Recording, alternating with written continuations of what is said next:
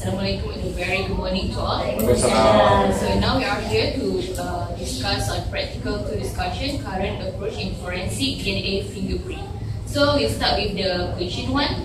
I will give to Izzuan to start reading. What the question? Okay, the question is discuss different types of method used in DNA fingerprints and its application in forensic science. Among these methods, identify the one that commonly used in Malaysia for criminal investigation.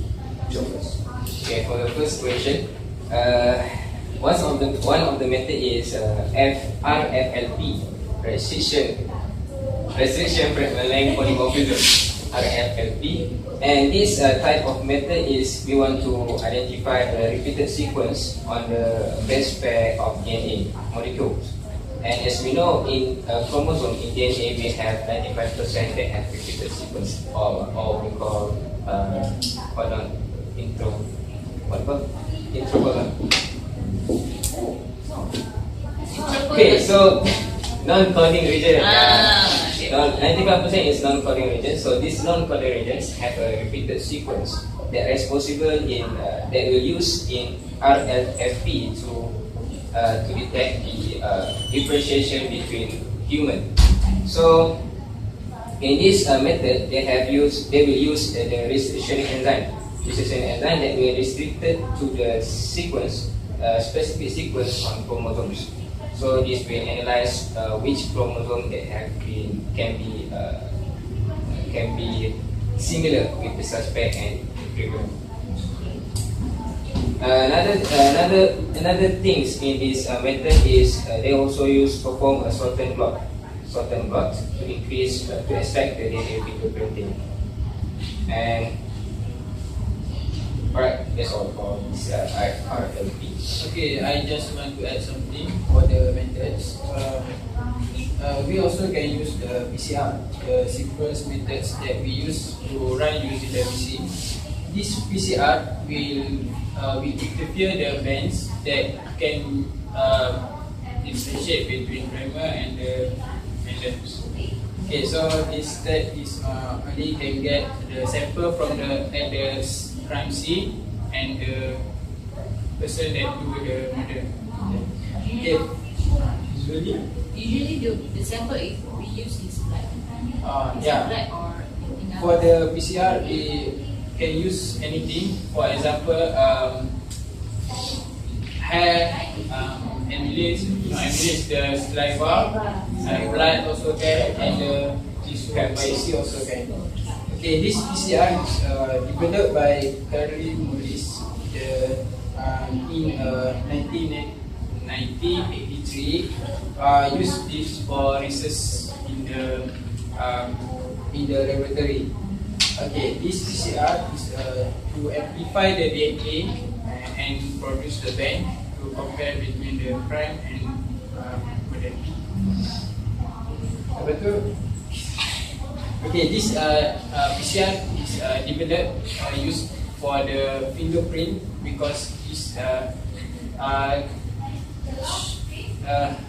get the short time to get the result for crime scene.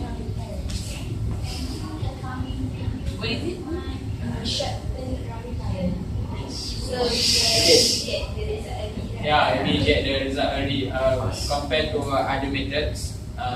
This method is easy to perform and also run through the machine also. Okay, the other methods you can use is EMP FLP, amplify FLP, the long name. Okay, this method is used as a for the long length of DNA. Use the scan. Okay, so Izzuan, can you add something? How about you, Izzuan? For my search, the most commonly method that used is short and repeat. This method is also used in lesion. the main, means the primary use, the primary method. Sorry. This method is to extract DNA, and this system is based on the feature of PCR. It retrieves specific area that have short sequence repeat of DNA. Then this short and repeat analyze how many times base pair repeat themselves on a particular location on the strand of DNA. And the big advantage of this method is that the DNA comparison can match the possibility into an almost endless range. Got it? Yes. Among the technique that you all suggested or presented, the most common use or the most beneficial, the most advantageous. I think Which one? short and repeat, because it's what you use worldwide. One institute that use this short and repeat is Chemical Institute of Chemical Institute Operation of Chemical Department of America. Okay. So next, can we discuss the second question? Okay, sorry, I can read. Okay, for the next question, in Malaysia, is there any law enforcement to keep the DNA profile of a person who has been arrested or convicted of certain crimes? Okay, as we all know, the DNA profile means the genetic information derived from a forensic DNA analysis. In Malaysia, the law of enforcement was under DNA Identification Act 2008, and all the DNA profile was stored in DNA databank. The objective of DNA databank is to keep and maintain the indices referred to in subsection 3 in bracket 3 that was included in the Act for the purpose of human identification in relation to forensic investigation. In addition, the DNA databank, the function of DNA databank is to store DNA profile and any information in relation to any forensic DNA analysis carried out by Chemistry Department of Malaysia or Forensic Laboratory of Royal Malaysian Police. So all the is that even though the person has been arrested, so all the DNA profile will be stored in DNA database. How about you, Atika? So I just want to add some of it. So for access of DNA profile and information, so the access to communication or use of DNA profile stored in DNA data bank by the head of DNA data bank only for the purpose of forensic comparison with any other DNA profile or information in the course of an investigation of any officer. Forensic comparison with any other DNA profile that in the course of paternity or maternity leave, and administering the DNA database, data bank, or making the information available to a person to whom the information is needed. So for this one, to keep access to DNA or information must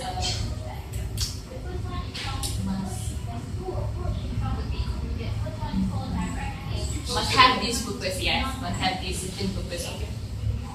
So we cannot simply keep, store or anything with the access of DNA profile. Okay, I think I want to add some of it. Okay, under the DNA Identification Act 2008, section 17.1, the head of the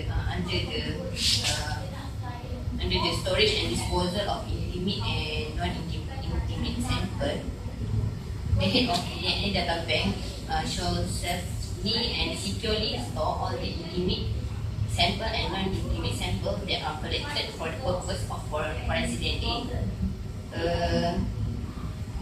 The portion of the sample that the head of the DNA data bank consider appropriate and without delay destroy any remaining portion. And under section 17.2, the procedure for the storage and disposal of the intimate sample and non-intimate sample shall be as prescribed. And for the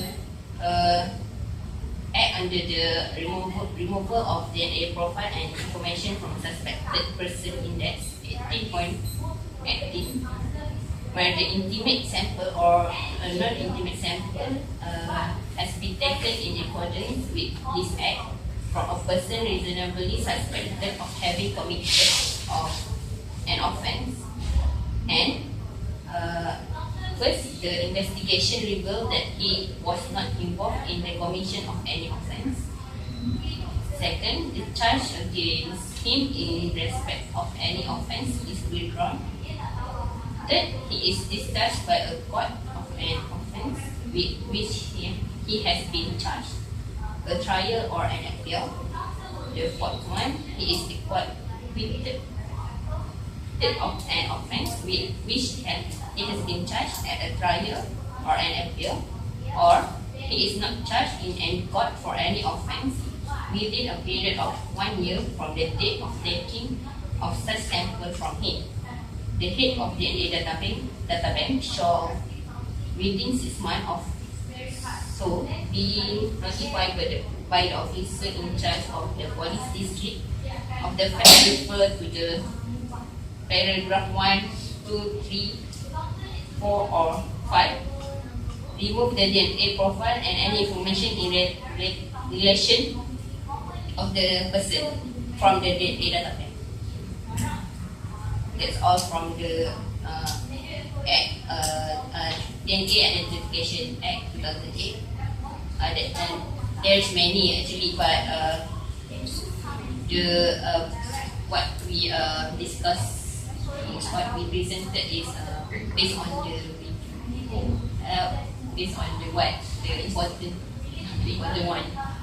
Okay, can we proceed to the next question? Is discuss the advantage and challenge of having DNA database in Malaysia. Okay, so I will present about the advantages of the DNA database in Malaysia. So first, it will provide more certainty to the case against defendants. Means in the crime scene, so if the DNA evidence is available, so the certainty of the evidence against a defendant become more stronger, and it can help to make sure the guilty parties instead of the innocent ones. And second, it will help to keep society safer. Means with the DNA being collected in the database, all the samples can be registered and compared to the previous samples that have been previously entered. And this also can help to identify who the one that are guilty. So it will officially can get them off. And then the third one is a person DNA profile will be remains as their own, since the DNA collection is generally obtained by warrants or by volunteering, but through the volunteer. So the challenge will be presented by Zai. Okay, I will discuss about the challenge with the DNA database. Okay. The first challenge is because it can be hacked by people, because when we have the data and when it is so many data, so we will usually store it in computer, right? But as we know, computer it has some people will know how to hack the information, and this will lead them to use the information for other alternative. As we can see in movie, maybe use the information but to another person. And then the second disadvantage is that the info is only stored when there is a crime case. For example, in a crime case, we suspect 5 suspects, and all these 5 suspects will give their DNA sample. But in these 5 suspects, not all of these suspects are the criminal. This will make the innocent people also treated as the criminal because they have their DNA database. And the third is, even though we have the DNA database, but it is not 100% accurate. Like we can see in the video we watched last week, the person is not the criminal, but he is caught and in jail for 10 years. Even they have to do the DNA testing on him and they find it a match.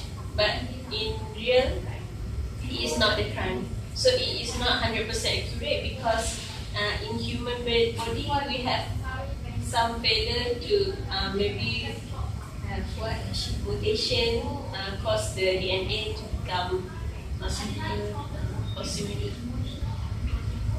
Okay, that's all for me. So anybody wants to give conclusion?